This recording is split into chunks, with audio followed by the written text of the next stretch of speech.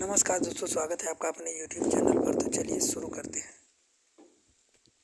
अध्याय 2, संसाधन के रूप में लोग। अवलोकन।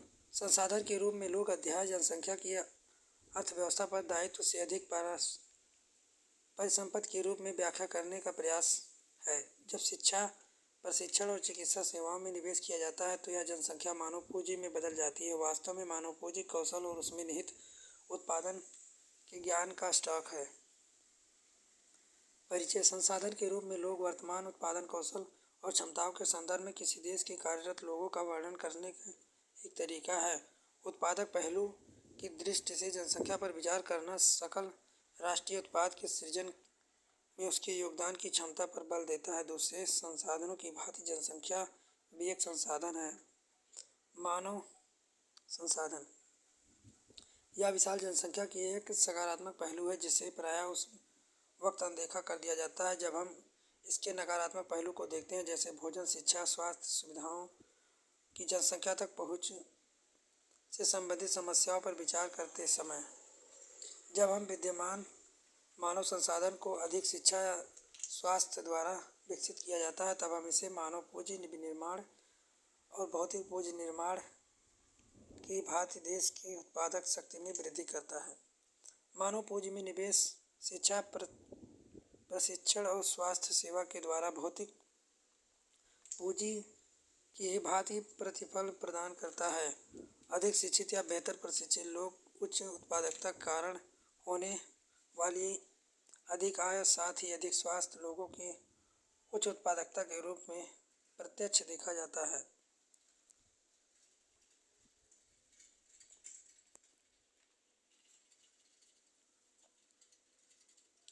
स्वास्थ्य लोगों को लाभ होता है। उच्च आय से न केवल अधिक शिक्षित अधिक स्वास्थ्य लोगों को लाभ होता है, बल्कि समाज को भी अप्रत्यक्ष तरीके से लाभ होता है, क्योंकि अधिक शिक्षित अधिक स्वास्थ्य जनसंख्या का लाभ उन लोगों तक नहीं पहुंच पाता जो स्वयं प्रत्यक्ष रूप से उनसे शिक्षित नहीं होते या उतनी स्वास्थ्य सेवाएं उन्हें प्रदान नहीं की गई। वास्तव में मानव पूंजी एक तरह का संसाधनों जैसे भूमि पूंजी, भौतिक पूंजी से श्रेष्ठ है, क्योंकि मानव संसाधन भूमि और पूंजी का उपयोग कर सकता है। भूमि और पूंजी अपने आप उपयोगी नहीं हो सकते। अनेक दशकों में भारत विशाल जनसंख्या में से एक परिसंपत्ति की अपेक्षा एक दायित्व माना जा रहा है, लेकिन यह आवश्यक नहीं है कि विशाल जनसंख्या देश के लिए दायित्व हो। मानव पूंजी में निवेश द्वारा इसके उत्पादक सब परिसंपत्ति में बदला जा सकता है।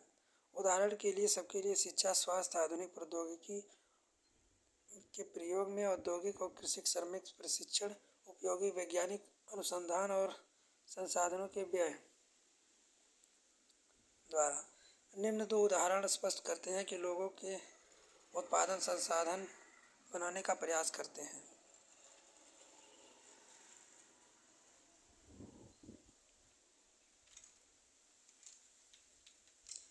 इन दोनों व्यक्तियों के अध्ययन से हमने देखा है कि शकल स्कूल जाता है जबकि विलास स्कूल नहीं जाता है।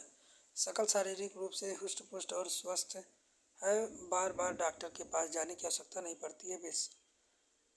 विलास गठिया की रोगी है, उसे या डॉक्टर के पास जाने या संसाधन नहीं है। शकल ने कंप्यूटर में डिग्री प्राप्त की, शकल को एक प्राइवेट फार्म में नौकरी मिल गई। विलास वहीं का वहीं काम करता रह गया। उसकी माँ करती थी। उसकी माँ की तरह परिवार को पालने पोसने के लिए उसकी आय बहुत कम थी।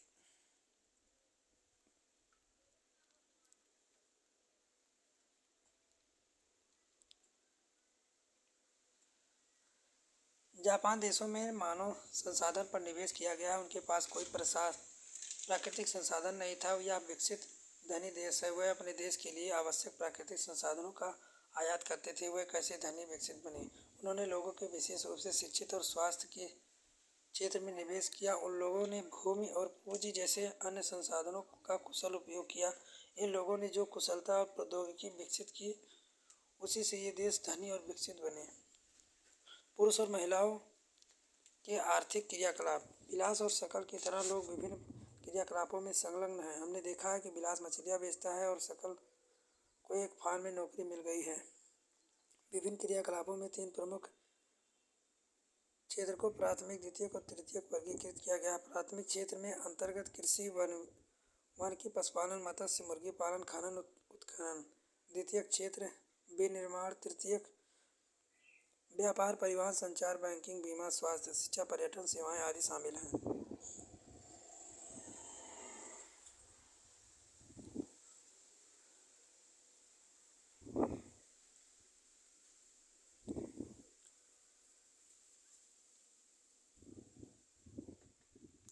ऐतिहासिक और सांस्कृतिक कारणों से परिवार में महिलाओं और पुरुषों के बीच श्रम का विभाजन होता है। आमतौर पर महिलाएं घर के काम काज देखती हैं और पुरुष खेत में काम करते हैं। शकल की माँ शीला खाना पकाती हैं, बर्तन साफ करती हैं, कपड़े धोती हैं, घर की सफाई करती हैं और अपने बच्चों की देखभाल करती हैं। शकल के पिता बूटा खेतों में काम करते हैं और उपज को बाजार में बेचकर अपने परिवार के लिए धन कमाते हैं।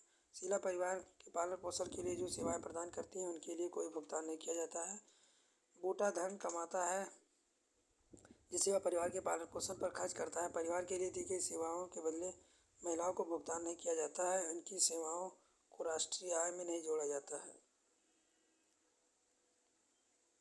जनसंख्या की गुणवत्ता। जनसंख्या की गुणवत्ता साक्षर दर, जीवन प्रत्याशा के निरूपण, व्यक्तियों के स्वास्थ्य और देश के लोगों द्वारा प्राप्त कौशल विनिर्माण पर निर्भर करता है। जनसंख्या की गुणवत्ता अंततः देश की समृद्धि दर निर्धारित करती है।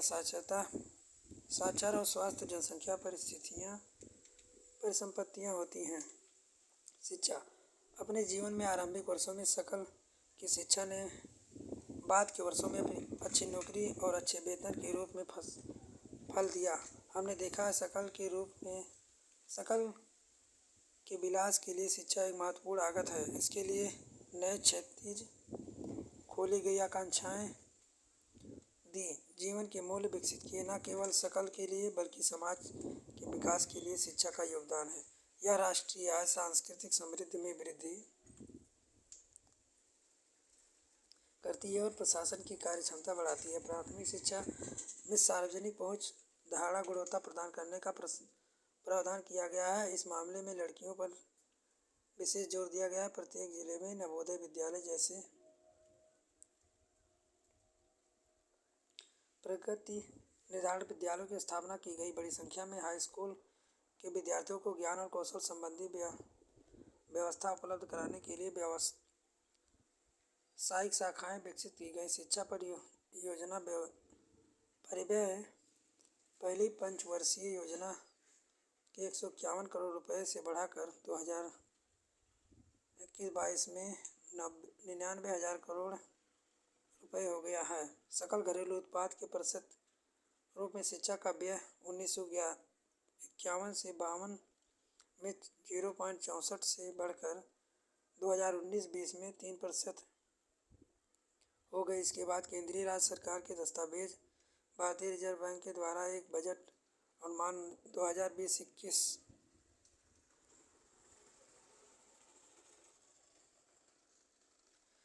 में 2.8% बताया गया। इसके साक्षरता दर 1951 में 18% से बढ़कर 2018 में 85% हो गई।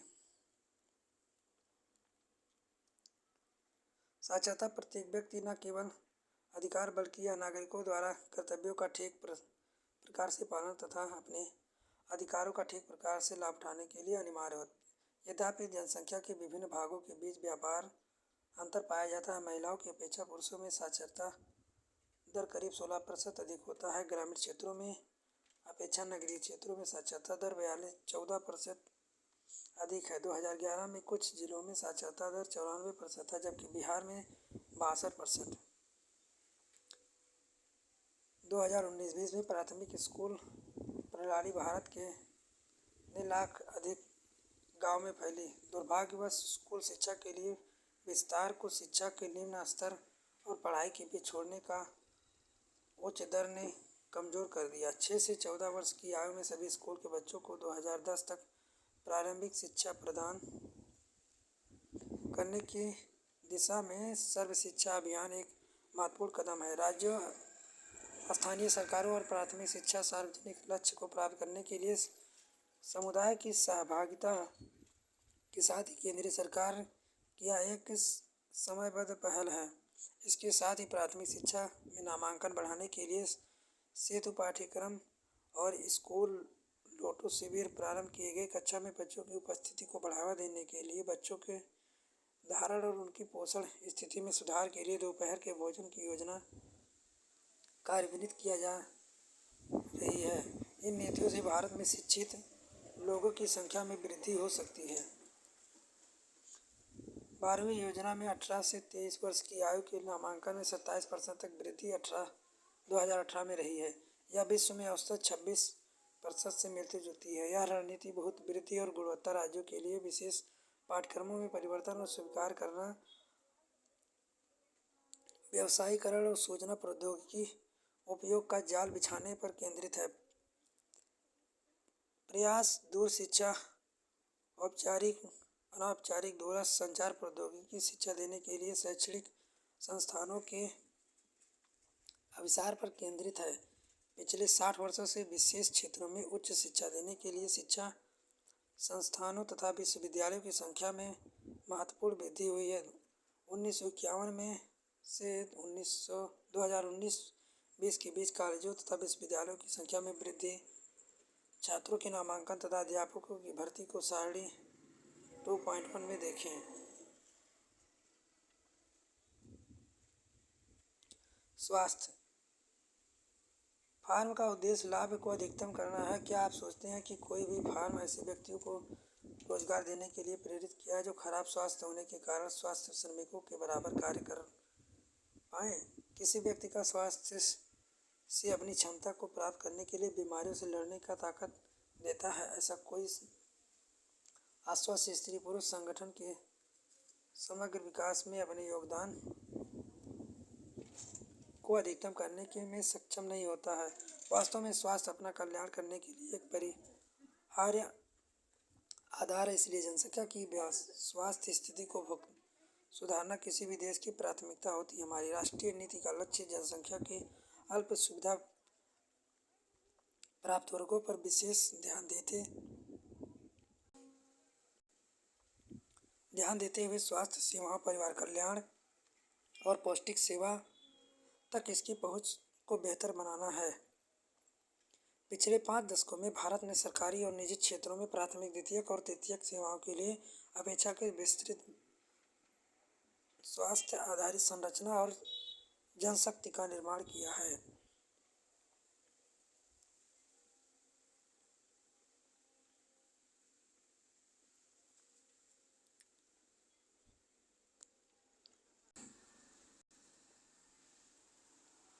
भारत में अनेक स्थान जिसमें मौलिक सुविधाएं भी नहीं है। भारत में कुल 542 मेडिकल कॉलेज और 313 इंटर कॉलेज केवल 4 राज्य जैसे आंध्र प्रदेश, कर्नाटक, महाराष्ट्र, तमिलनाडु में कुछ राज्यों में अधिक मेडिकल कॉलेज हैं। बेरोजगारी। सकल की मां शीला अपने घरेलू काम काज में बच्चों की देखभाल तथा खेती में काम करने अपने पति बूटा की मदद करती है। सकल का भाई जीतू और बहन सीतू अपना समय खेलने और घूमने फिरने में गुजारते हैं। क्या आप शीला या जीतू सीतू को बेरोजगार कह सकते हैं? यदि नहीं तो क्यों? बेरोजगारी उस समय विद्यमान कही जाती है जब प्रचलित मजदूर की दर पर काम करने के लिए इच्छुक लोगों को रोजगार नहीं पा सके।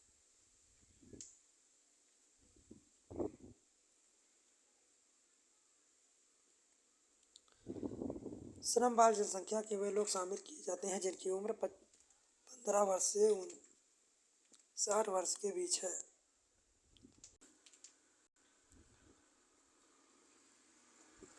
भारत में संदर्भ में ग्रामीण नगरीय क्षेत्रों में बेरोजगारी है। यद्यपि ग्रामीण और नगरीय क्षेत्रों में बेरोजगारी की प्रकृति में अंतर है। ग्रामीण क्षेत्रों में मौसमी और प्रत्यक्ष बेरोजगारी है। नगरीय क्षेत्रों में अधिकांशतः शिक्षित बेरोजगारी है।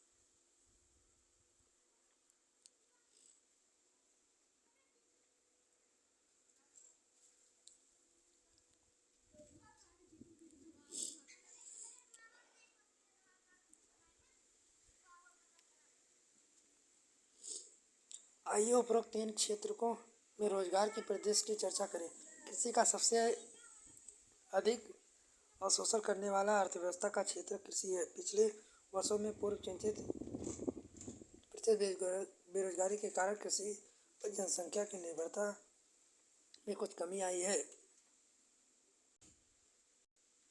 कृषि अधिकांशतः श्रम का कुछ भाग द्वितीयक और तृतीयक क्षेत्रों में चला जाता है। द्वितीयक क्षेत्र जैसे छोटे बड़े पैमाने पर होने वाले विनिर्माण श्रम सबसे अधिक अभिशोषण है। तृतीयक क्षेत्रों में जैव प्रौद्योगिकी, सूचना प्रौद्योगिकी आदि